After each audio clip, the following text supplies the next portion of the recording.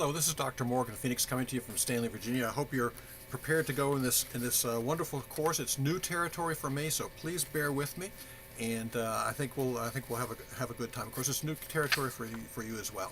Alrighty, here we are, the first week. It's very simple. It's the standard introductory kinds of things you need to do. You got to do your course requirements checklist as soon as you can, the first day or so here, and also your advising quiz, depending on the program you're in, one of the two programs there.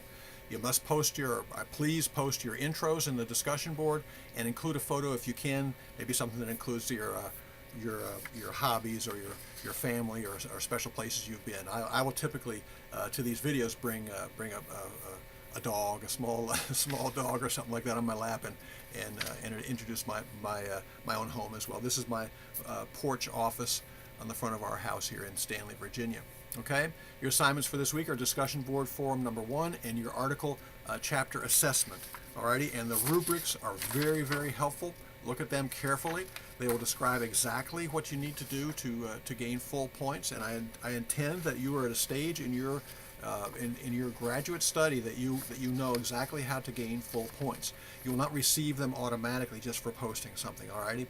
For example, a couple of small things here in the discussion board. If you support your argument with documentary evidence or with readings from the books that we're in, or outside readings or something from another course, that's okay. Don't import anything. But if you have something that's on your mind that you're using, make sure you cite it properly. APA citation. You lose points there. Also, if you don't have any supporting documentation of any kind, I would at least have something from the text, from the weekly text readings.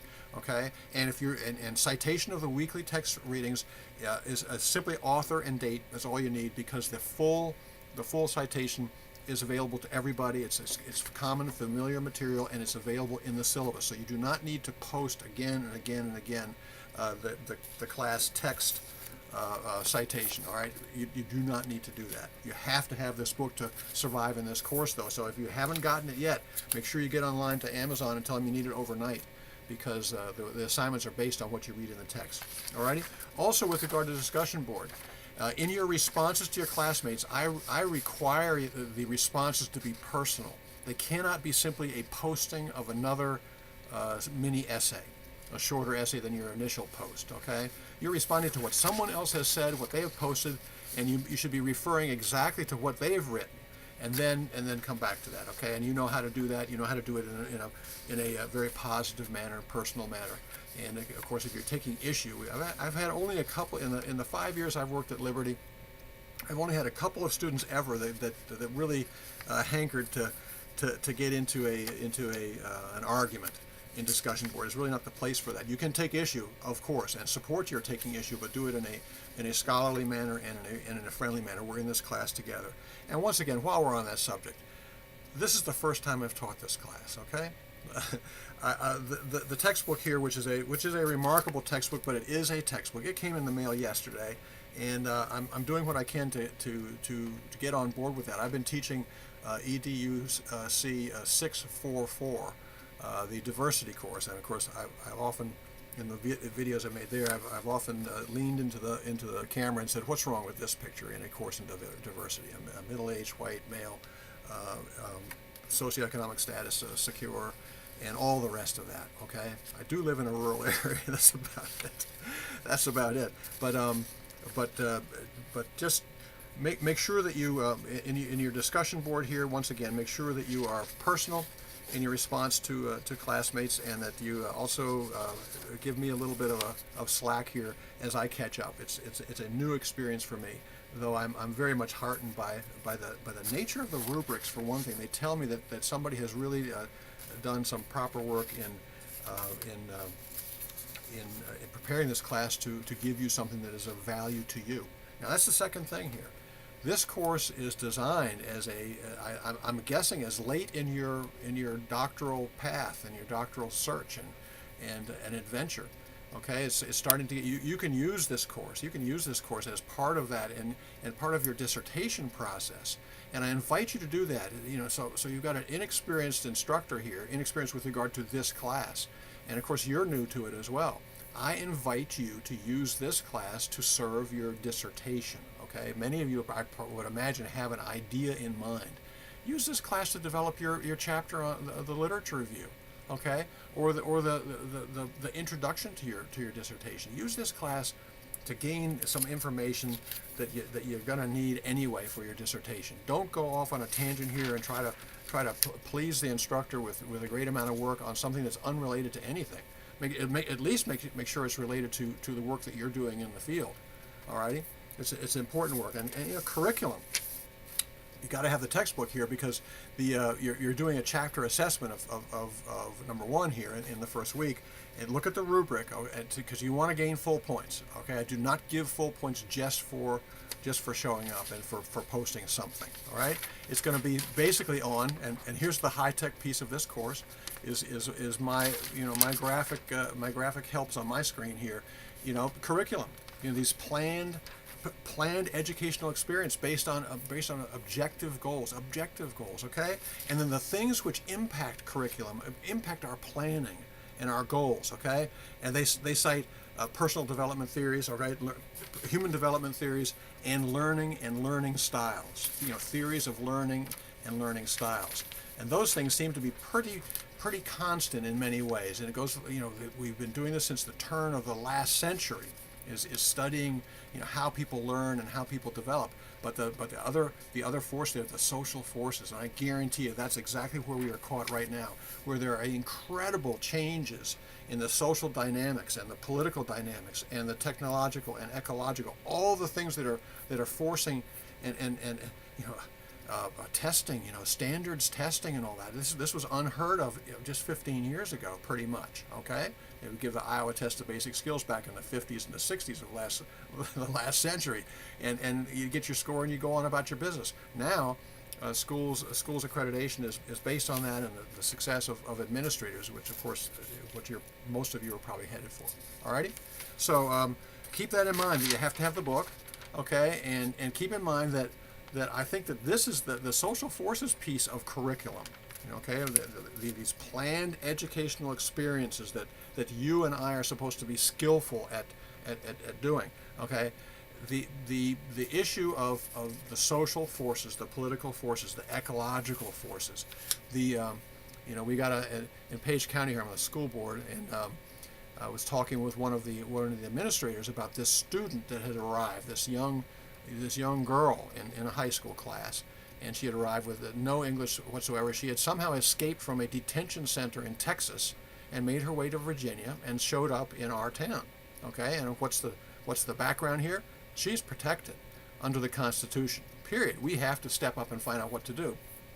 Luckily, there are some other immigrant students and Spanish-speaking immigrant students in the school who heard about it, rallied around, showed up in the office, and took over the process of acclimating her to this new environment.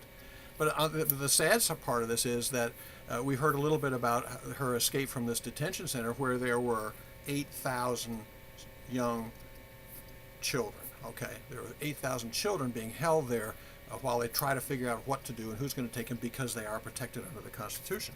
Okay, the social forces here, the social forces and the legal forces of the Constitution that go along with this. Okay, and it's an exciting time, but it's a trying time, and it's a contentious time.